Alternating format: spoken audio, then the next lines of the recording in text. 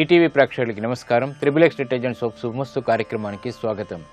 ఈనాడు శుభమస్తు కార్యక్రమంలోని గ్రహఫల మంచంలో గ్రహాల యొక్క స్థితిగతులు, వాటి యొక్క శుభాశుభ ఫలితాల గురించి పరిశీలిద్దాం.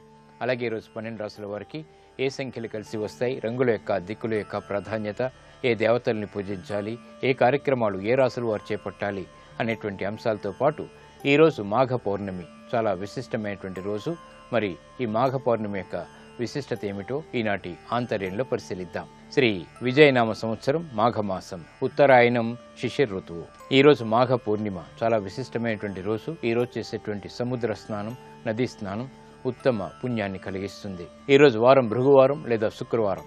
ఈరోజు చేపట్టేటువంటి నూతన కార్యక్రమాలు, నూతన వాహన కొనుగోళ్లు, నూతన వస్త్రధారణ శోభని కలిగిస్తుంది, స్థిరమైనటువంటి ఆనందాన్ని కలిగిస్తుంది. ఇక ఈరోజు నక్షత్రం ఆశ్లేష నక్షత్రం. ఈ ఆశ్లేష నక్షత్రంలో ఈరోజు ఏ పాదంలో పుట్టినప్పటికీ పుట్టేటువంటి వారికి ప్రబల శాంతి తప్పనిసరి. అలాగే ఈ ఆశ్లేష నక్షత్రంలో పుట్టేటువంటి వారికి బుధ మహాదశతోటి ప్రారంభమవుతుంది. ప్రస్తుతం బుధుడి యొక్క స్థితి కుంభక్షేత్ర స్థితి కాబట్టి ఈ దోష నివృత్తికై ఏకాదశ పూర్వక రుద్రాభిషేకం, విష్ణు సహస్రనామ పారాయణ బాగా ఉపకరిస్తాయి. ఇక ఈరోజు 12 రాశుల వారికి ఏర్పడేటువంటి శుభాశుభ ఫలితాలను పరిశీలిద్దాం. ముందుగా మేషరాశి.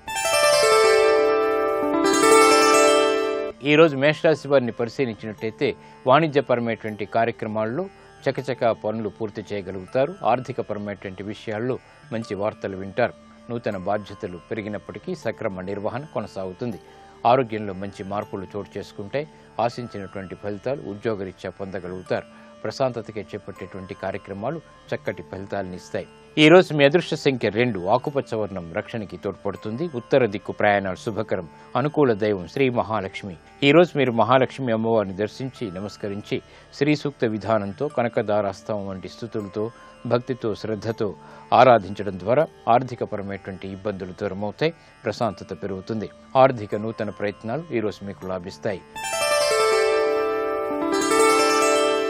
ఈరోజు వృషభ రాశి వారిని పరిశీలించినట్టయితే వ్యాపార నిమిత్తమే చేపట్టేటువంటి కార్యక్రమాలు ప్రోత్సాహాన్ని కలిగిస్తాయి. మానసిక సంతోషం పెరుగుతుంది. ఆత్మవిశ్వాసాన్ని పెంపొందింప చేసుకునేటువంటి కార్యక్రమ నిర్వహణ కొనసాగించగలుగుతారు. సాహసోపేతమైనటువంటి నిర్ణయాలకు ఉపక్రమించగలుగుతారు. విద్యాపరమైనటువంటి విషయాలు ఆసక్తికరమైనటువంటి విషయాలను తెచ్చిపెడతాయి. గృహ విషయాల్లో అనుకూలత పెరుగుతుంది. క్రీడా రంగం వారికి విజయాలు తథ్యం. ఈ రోజు మీ అదృష్ట సంఖ్య 6, తెలుపు వర్ణం ప్రశాంతతను పెంచుతుంది. తూర్పు దిక్కు ప్రయాణాలు శుభకరం. అనుకూల దైవం మహాకాళి. ఈ రోజు మీరు మహాకాళి అమ్మవారిని దర్శించి నమస్కరించి కుంకుమార్చనను భక్తితో, శ్రద్ధతో నిర్వహించడం ద్వారా మనోధైర్యం పెరుగుతుంది. తద్వారా విజయాలు త్వరితగతిని పొందగలుగుతారు. స్థిరాస్తి నిర్ణయాలు ఈరోజు మీకు లాభిస్తాయి. ఈ రోజు మిథున రాశి వారిని పరిశీలించినట్టయితే ఆర్థిక వ్యవహారాలు కలిసి వస్తాయి. కుటుంబ బాధ్యతలు బాగా పెరుగుతాయి. పిల్లల ద్వారా సమస్యలు తలెత్తేటువంటి సంఘటనలు చోటు చేసుకుంటాయి కాబట్టి జాగ్రత్తలు వహించాలి. వాణిజ్యపరమైనటువంటి అంశాల్లో కీలక నిర్ణయాలు తీసుకోలేకపోతారు. ఆరోగ్య విషయంలో ఖర్చులు పెరుగుతాయి. ఈ రోజు మీ అదృష్ట సంఖ్య 9, ఎరుపు వర్ణం ధైర్యాన్ని కలిగిస్తుంది. దక్షిణ దిశ ప్రయాణాలు శుభకరం. అనుకూల దైవం లక్ష్మీ నరసింహస్వామి.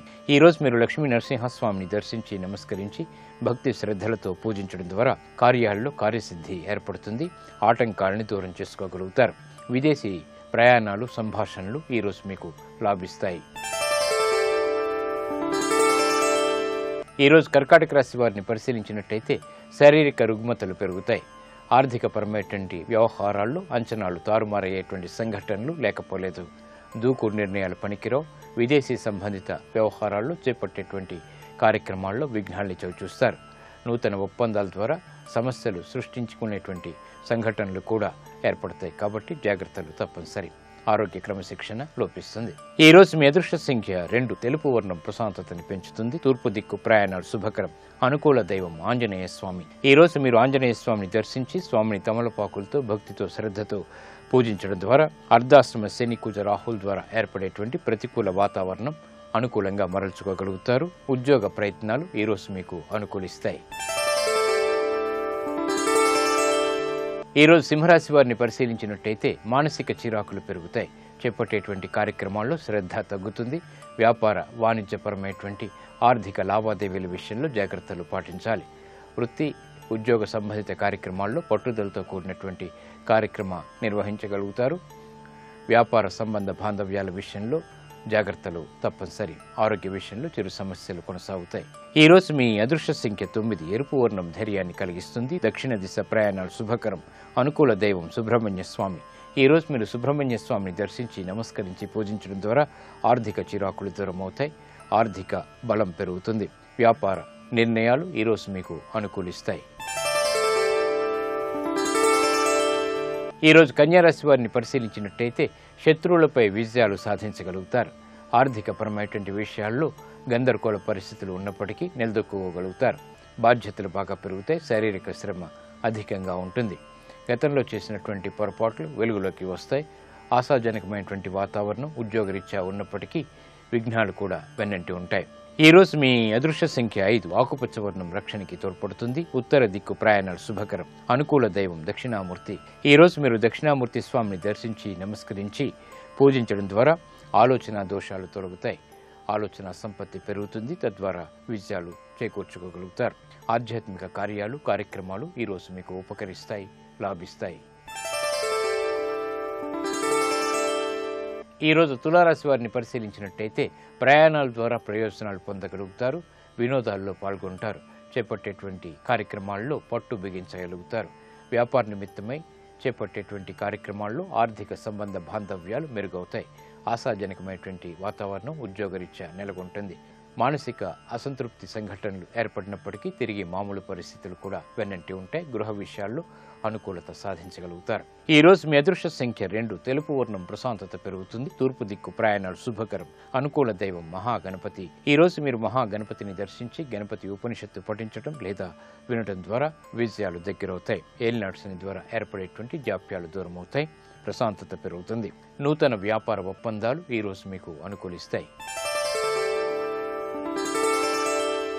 ఈ రోజు వృశ్చిక రాశి వారిని పరిశీలించినట్టయితే వ్యయ ప్రయాసాలతో కూడినటువంటి కార్యక్రమ నిర్వహణ కొనసాగించగలుగుతారు. ఆర్థికపరమైనటువంటి ఇబ్బందులు ఆకస్మికంగా తలెత్తడంతో విస్మయాలకి గురయ్యేటువంటి సంఘటనలు లేకపోలేదు. మానసిక ప్రశాంతతకి చేపట్టేటువంటి కార్యక్రమాలు ఆలస్యంగా ఫలితాలనిస్తాయి. నూతన బాధ్యతలు పెరుగుతాయి. పెట్టుబడుల విషయంలో జాగ్రత్తలు పాటించాలి. విదేశీ లావాదేవీల విషయంలో కూడా జాగ్రత్తలు తప్పనిసరి. ఈ రోజు మీ అదృష్ట సంఖ్య 2. తెలుపు వర్ణం ప్రశాంతతను పెంచుతుంది. తూర్పు దిక్కు ప్రయాణాలు శుభకరం. అనుకూల దైవం మహాకాళి. ఈ రోజు మీరు మహాకాళి అమ్మవారిని దర్శించి నమస్కరించి పూజించడం ద్వారా ఉత్తమమైనటువంటి ఫలితాలు లభిస్తాయి. మానసిక ధైర్యం పెరుగుతుంది. గ్రహ ప్రతికూలతని ఎదుర్కోగలుగుతారు. రుణ ప్రయత్నాలు ఈరోజు మీకు అనుకూలిస్తాయి. ఈరోజు ధనుసు రాశి వారిని పరిశీలించినట్టయితే శత్రువుల ద్వారా లబ్ధిని పెంపొందింప చేసుకోగలుగుతారు. నూతన కార్యక్రమాల్లో విజయాలు సిద్ధిస్తాయి. మానసిక ధైర్యం పెరుగుతుంది. సంబంధ బాంధవ్యాల్లో ఆశించినటువంటి ఫలితాలు ప్రయోజనాలు పొందగలుగుతారు. నూతన కార్యక్రమాల్ని అవలీలగా ప్రారంభించగలుగుతారు. విదేశీ వ్యవహారాలు బాగా కలిసి వస్తాయి. స్థిరాస్తి కొనుగోలు వంటివి లాభిస్తాయి. ఈ రోజు మీ అదృష్ట సంఖ్య 3. పసుపు వర్ణం త్వరితగతిని శుభాల్ని కలిగిస్తుంది. ఈశాన్య దిక్కు ప్రయాణాలు శుభకరం. అనుకూల దైవం దక్షిణామూర్తి. ఈ రోజు మీరు దక్షిణామూర్తి స్వామిని దర్శించి నమస్కరించి పూజించడం ద్వారా ఆర్థిక విజయాలు అవలీలగా చేజిక్కించుకోగలుగుతారు. విద్యా సంబంధిత ప్రయత్నాలు ఈరోజు మీకు లాభిస్తాయి. ఈరోజు మకర రాశి వారిని పరిశీలించినట్టయితే స్త్రీలు శుభవార్తలు వింటారు. స్నేహితుల ద్వారా లబ్ధి చేకూరుతుంది. సంబంధ బాంధవ్యాలు మెరుగవుతాయి. ఆర్థికంగా ప్రశాంతత కొనసాగుతుంది. విద్యాపరమైనటువంటి చిక్కులు ఏర్పడినప్పటికీ తిరిగి సర్దుమణుగుతాయి. కుటుంబ వ్యవహారాల్లో ఏర్పడినటువంటి సమస్యలకు పరిష్కారాలు లభిస్తాయి. ఆరోగ్య విషయంలో కూడా మంచి మార్పులు ఏర్పడతాయి. ఈ రోజు మీ అదృష్ట సంఖ్య 5. ఆకుపచ్చ వర్ణం రక్షణకి తోడ్పడుతుంది. ఉత్తర దిక్కు ప్రయాణాలు శుభకరం. అనుకూల దైవం శ్రీ మహాలక్ష్మి. ఈ రోజు మీరు మహాలక్ష్మి అమ్మవారిని దర్శించి నమస్కరించి భక్తి శ్రద్ధలతో పూజించడం ద్వారా ఆర్థిక అభివృద్ధి చేకూరుతుంది. గృహ సంబంధిత కార్యాలు కార్యక్రమాలు నిర్ణయాలు ఈరోజు మీకు లాభిస్తాయి. ఈరోజు కుంభరాశి వారిని పరిశీలించినట్లయితే లాభదాయకమైనటువంటి కార్యక్రమ నిర్వహణ కొనసాగుతుంది.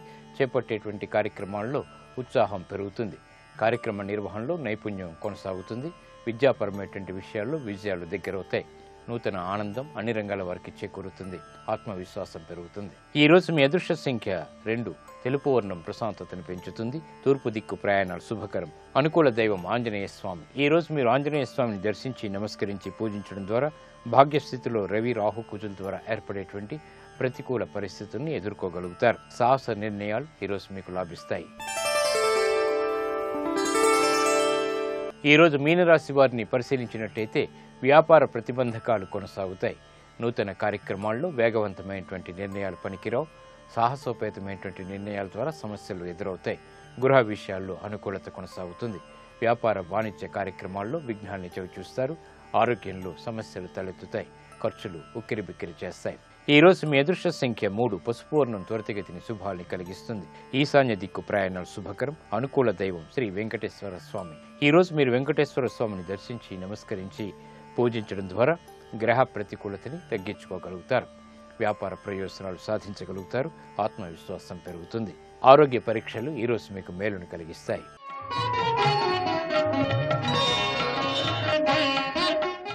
ఈరోజు మాఘ పూర్ణిమ చాలా విశిష్టమైనటువంటి రోజు. ఈరోజు చేసేటువంటి నదీ స్నానం, సముద్ర స్నానం ఉత్తమ ఫలితాన్ని కలిగిస్తుంది. ఈ మాఘ పూర్ణిమ యొక్క విశిష్టత ఏమిటో పరిశీలిద్దాం. నేడు మాఘ పూర్ణిమ పర్వదినం. మాఘమాసం సంవత్సరానికి సంధ్యా సమయం లాంటిది. జన్మాంతర పాపాలని పటాపంచలు చేసి మోక్షాన్ని ప్రసాదించే మాసం మాఘమాసం. ఈ మాస విశిష్టతని శివుడు పార్వతికి, బ్రహ్మ నారదుడికి ఉపదేశించారని పురాణాలు చెబుతున్నాయి. మాఘమాసం పుణ్యస్నానాలకి మంచిది. విశేషించి మాఘ పౌర్ణమి నాడు ఆచరించేటువంటి నదీ స్నానాలు, సముద్ర స్నానాలు ఉత్తమ ఫలితాలని అందిస్తాయి. ఈ పౌర్ణమి నాడు స్నానాధికాల్ని ఆచరించిన తర్వాత మహావిష్ణువుని పూజిస్తారు. స్త్రీలు గౌరీదేవిని విశేషంగా ఆరాధిస్తారు. అంతేకాదు రావి చెట్టు చుట్టూ 11 సార్లు ప్రదక్షిణ చేస్తారు. దీపాన్ని వెలిగించి నివేదన సమర్పించడం ఇంకా ఉత్తమం. మాఘ పౌర్ణమి నాడు సూర్యచంద్రుల ఆరాధన కూడా చాలా శ్రేయస్కరమైనది. గ్రహశాంతిని కలిగిస్తుంది. పౌర్ణమి నాడు పగటిపూట క్షీరాన్నాన్ని సూర్యుడికి నివేదించడం ద్వారా సూర్యుడి ద్వారా ఏర్పడేటువంటి రుగ్మతలు దూరమవుతాయి. రాత్రి సమయంలో చంద్రుడికి క్షీరాన్నాన్ని నివేదన చేయడం ద్వారా ప్రశాంత పరిస్థితులు ఏర్పడతాయి. ఈ మాఘమాసంలో అత్యంత మహిమాన్వితమైనటువంటి మాఘ పురాణాన్ని విన్నా చదివినా సర్వ సౌఖ్యాలు సిద్ధిస్తాయని చెబుతారు. నేడు ప్రదోష కాలంలో శివాలయంలో దీపారాధన చేయటం, శివాభిషేకాన్ని నిర్వహించడం వల్ల ఉత్తమ ఫలితాలు లభిస్తాయి. గ్రహశాంతి లభిస్తుంది. ఇది నేటి ఆంతర్యం. ఇప్పుడు గ్రహయోగంలో గ్రహాల యొక్క స్థితిగతులు, ఈ రోజు ముఖ్యంగా చేపట్టవలసినటువంటి కార్యక్రమాల గురించి తెలుసుకుంటారు. నేటి గ్రహయోగాన్ని పరిశీలించినట్లయితే ప్రధానంగా శుక్రుడు శత్రుక్షేత్రమైన ధనుస్సు రాశిలో సంచరిస్తున్నాడు. శుక్రుడి యొక్క బలాన్ని పెంచి అనుకూల ఫలితాలను పొందటానికి లక్ష్మీదేవి చిత్రపటానికి తెల్లటి పూలమాలను సమర్పించటం, బియ్యం, సుగంధ ద్రవ్యాలు ఎవరికైనా దానంగా ఇవ్వటం ద్వారా అన్ని కార్యక్రమాలలో చక్కటి ప్రయోజనాన్ని పొందవచ్చు.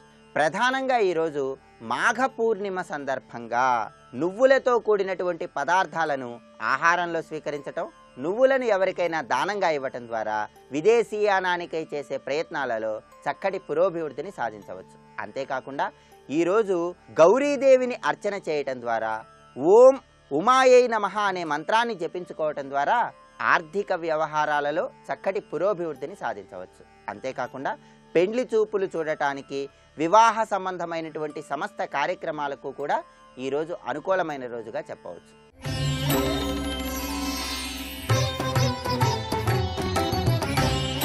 పుట్టింటి వారి సంక్షేమం కోసం, వాళ్ళ సర్వతోముఖాభివృద్ధి కోసం గృహిణులు దైవబలం రీత్యా ఆచరించాల్సిన విధి విధానం ఏంటి? ఏదైనా శుక్రవారం నాడు లలితా అమ్మవారిని ఆరాధన చేయటం ద్వారా, లలితా అమ్మవారికి పెరుగన్నాన్ని నివేదన చేయటం ద్వారా లలితాదేవి యొక్క కరుణా కటాక్ష వీక్షణాలను పొంది గృహిణులు వాళ్ళ పుట్టింటి వారి యొక్క సర్వతోముఖాభివృద్ధిని పొందటానికి ఆస్కారం ఎంతగానో ఉంది.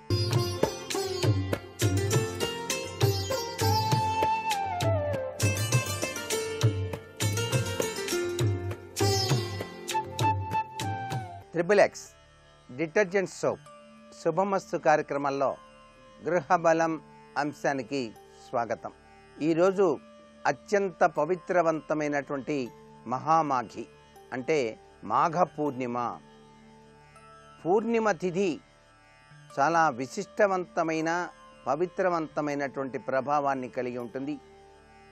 అందున మాఘమాసంలో వచ్చేటువంటి ఈ పూర్ణిమ తిథిని మహామాఘిగా మనకు శాస్త్రాలు తెలియజేస్తాయి. ఈరోజు ఎవరైతే నదీ తీరంలో కానీ, సముద్ర స్నానం కానీ, జలాశయంలో కానీ పవిత్ర స్నానాలు గనక ఆచరించినట్లయితే దేవతల యొక్క అనుగ్రహ కటాక్ష వీక్షణాలతో సిరి సంపదలతో తులతూగడానికి ఆస్కారం ఉంది. ఆరోగ్యరీత్యా కూడాను చాలా విశిష్టవంతమైనటువంటి ప్రభావాన్ని కలిగింపజేస్తుంది అని చెప్పేసి శాస్త్రం. మీరు ఈరోజు మీ గృహాల్లో సముద్రం నుంచి తెచ్చినటువంటి నీరు గనక ఉన్నట్లయితే మీ యొక్క ద్వారబంధాలపై చిలకరించండి. సముద్రపు నీరు మీరు చేసేటువంటి స్నానము గదిలో కూడాను మీరు స్నానం చేసేటప్పుడు ఉపయోగించుకోవచ్చు. సముద్రం దగ్గరకు వెళ్ళి స్నానం చేయటానికి అవకాశం లేనటువంటి వారు, అన్నిటికన్నా ఉత్తమోత్తమైనది పవిత్రవంతమైనటువంటి గంగ. ఆ గంగ నీరు గనక మీ ఇంటిలో గనక ఉన్నట్లయితే ఆ నీటిని కూడా మీరు స్నానం చేసేటప్పుడు ఉపయోగించుకోవచ్చు. ఈ పూర్ణిమను పవిత్రవంతమైనటువంటి సుదినంగా భావించి పవిత్రవంతమైనటువంటి స్నానాదులు ఆచరించి ఇంటిలో లక్ష్మీనారాయణలను చక్కగా గనక ఆరాధించినట్లయితే విశిష్టవంతమైనటువంటి సత్ఫలితాన్ని ఆ గృహ యజమాని, ఇల్లాలు, కుటుంబ సభ్యులందరూ కూడా పొందడానికి అర్హత కలిగి ఉంటారు అనేటువంటి విషయాన్ని ఇక్కడ గుర్తుపెట్టుకోవాలి. ఈ పూర్ణిమ మహామాఘిగా చెప్పబడ్డది కాబట్టి ఈ తిథిని ఇష్టదేవతల ఆరాధనగా, ధ్యాన జపాది అనుష్ఠానాలు మహిమాన్వితమైనటువంటి సత్ఫలితాన్ని ప్రసాదిస్తాయి. కాబట్టి ఇంటిల్లిపాది కూడాను చక్కగా దైవధ్యానంతో ఈరోజు గడపడం సర్వే సర్వత్రా కూడాను గృహ బలరీత్యా కూడాను విశిష్టవంతమైన ప్రభావాన్ని కలిగింపచేస్తుందని శాస్త్రం. ప్రతి వ్యక్తి కూడాను రోజుకు 2 సార్లు పవిత్ర స్నానాలు ఆచరించాలి అని చెప్పేసి శాస్త్రం. సన్యాస దీక్ష స్వీకరించిన వారు రోజుకి 3 సార్లు స్నానం చేయాలని చెప్పేసి కూడా మనకు శాస్త్రంలో చెప్పారు. ఏది అయినప్పటికీ బ్రాహ్మణులు, క్షత్రియులు, వైశ్యులు మంత్రసహితంగా స్నానం గనక ఆచరించినట్లయితే చాలా చక్కటి యోగవంతమైనటువంటి సత్ఫలితాన్ని పొందడానికి ఆస్కారం ఉంది. స్నానం చేసేటప్పుడు దైవనామస్మరణ చేయాలి. కృష్ణ, గోదావరి, కావేరి, గంగా, యమున, సరస్వతి అనేటువంటి నదుల పేర్లను మనస్సులో తలుచుకొని స్నానం ఆచరించటం సర్వే సర్వత్రా కూడా సుఖప్రదమైనటువంటి జీవితానికి నాంది పలికిన వాళ్ళమవుతాం అని చెప్పేసి శాస్త్రం. భోజనం చేసిన తర్వాత రోగిగా ఉన్నప్పుడు మధ్యరాత్రి ఎక్కువ వస్త్రాలు ధరించి ఉన్నప్పుడు పరిచయం లేని జలాశయాల్లోనూ లేదా బావిలోనూ స్నానం చేయరాదు అని చెప్పేసి కూడా మనకు శాస్త్రాల్లో చెప్పిన నిగూఢ రహస్యాన్ని చాలా జాగ్రత్తగా పాటించాలి సుమా. అంతేకాకుండా ఏ వ్యక్తి కూడాను గృహ బలరీత్యా సంధ్యా సమయంలో స్నానం చేయకూడదు. చాలా గొప్ప విశేషం ఇది, ప్రతి వాళ్ళు కూడా గుర్తుపెట్టుకోవాలి. అనగా సూర్యాస్తమయం జరుగుతున్నటువంటి తరుణంలో చేయకూడదు. సూర్య చంద్ర గ్రహణ కాలాల్లో రాత్రి సమయాల్లో కూడాను పవిత్ర స్నానాలు చేయవచ్చు అని చెప్పేసి మనం ఇక్కడ గుర్తెరగాలి. శరీరం అలసట తీర్చుకోకుండా, ముఖం కడుక్కోకుండా స్నానం చేయటం పనికిరాదు అని కూడా మనకు శాస్త్రాల్లో చెప్పారు. విశ్రాంతి తీసుకొని తర్వాత స్నానం చేయాలి. ఎందుకంటే ఇంట్లో నివసించే వాళ్ళంతా కూడాను ఆరోగ్యప్రదంగా ఉండాలని కదా గృహబలరీత్యా మనం ఆశించేది. గృహంలో బలం ఎలా వస్తుంది? అందరూ కూడా సంపూర్ణ ఆరోగ్యవంతులుగా ఉన్నప్పుడు, ఆర్థిక పరంగా సంతుష్టికరమైన జీవితాన్ని గడుపుతున్నప్పుడే కదా. అందుచేత ఈ చిన్ని స్నానం విషయంలో కూడాను మనం చాలా జాగరూకతలు పాటించటం సర్వే సర్వత్రా కూడా శుభదాయకవంతమైన ప్రభావాన్ని ఇస్తాయి. ఈ మాఘ పూర్ణిమ నాడు తప్పనిసరిగా పూజా మందిరంలో ఆవు నేతితో దీపారాధన చేసి విష్ణు సహస్రనామ పారాయణ ఆచరించి చక్కగా కనకదారాస్తవాన్ని గనక ధ్యానం చేసి గోవిందనామ స్మరణ గనక చేసినట్లయితే విశిష్టవంతమైనటువంటి శుభ ఫలితాన్ని పొందడానికి ఆస్కారం ఉంది. అసలు సముద్ర స్నానం ఎందుకు చేయమంటారు? సముద్ర స్నానం చేస్తే కుటుంబానికి పట్టిన నరఘోష కూడా తొలగిపోతుంది. సముద్ర స్నానానికి వెళ్ళినప్పుడు మాత్రం ఒకటి గుర్తుపెట్టుకోవాలి, కరక్కాయ అని చెప్పేసి ఉంటుంది. ఆ కరక్కాయను సముద్రంలోకి విసిరివేయాలి. సముద్రం నదీ తీర ప్రాంతంలో ధనుస్సు ఆకారంగా అలా ధనుస్సు ఆకారాన్ని గీసి రాగి చెంబు ఒకటి తీసుకొని ఆ రాగి చెంబును ఆ ధనుస్సుపై పెట్టి 3 ప్రదక్షిణాలు చేసి అర్జున్ని శ్రీకృష్ణ పరమాత్మను తలుచుకుంటూ పవిత్రవంతమైనటువంటి స్నానాన్ని గనక సముద్రంలో గనక ఆచరించినట్లయితే విశిష్టవంతమైనటువంటి బలోపేత తత్వంలో విజయ తత్వాన్ని సూచించే విధంగా జీవితాన్ని సాగిస్తారు అని చెప్పేసి శాస్త్రం. అంతేకాకుండా సముద్ర నదీ తీర ప్రాంతానికి స్నానానికి వెళ్ళినప్పుడు రాగి చెంబును గనక బ్రాహ్మణోత్తముడికి దానం గనక చేసినట్లయితే రాగి రాకోరుతుంది అన్న చందంగా బ్రాహ్మణోత్తముడు సాక్షాత్తు అక్కడ ఈశ్వరతత్వంలో విరాజిల్లుతూ ఉంటాడు. కాబట్టి మీ ఇంట సిరులు తప్పనిసరిగా వచ్చి తీరతాయి అని కూడా శాస్త్రం. నేటి వాస్తు సందేహాన్ని గనక పరిశీలన చేసినట్లయితే మాఘ పూర్ణిమ సందర్భంగా నదీ తీర ప్రాంతంలో ఆచరించవలసిన ముఖ్య విధి ఏమిటి అన్నది ప్రశ్న. పవిత్రవంతమైనటువంటి మాఘ పూర్ణిమ స్నానాలు సర్వే సర్వత్రా కూడా శుభదాయకాన్ని ప్రసాదిస్తాయి.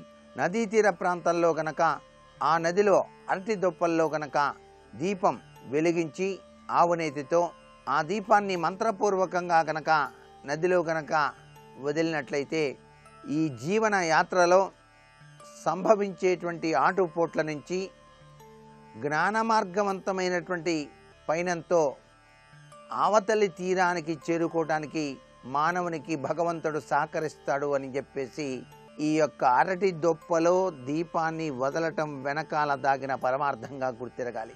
సముద్ర తీరాల్లో నదుల్లో స్నానానికి వెళ్ళినప్పుడు మంత్రపూర్వకమైనటువంటి స్నానాన్ని ఆచరించడం కూడా సర్వే సర్వత్రా శుభదాయకం. మరికొన్ని ముఖ్య విషయాలు రేపటి శుభమస్తు కార్యక్రమంలో తెలుసుకుందామా? మరి సర్వే జనా సుఖినో భవంతు.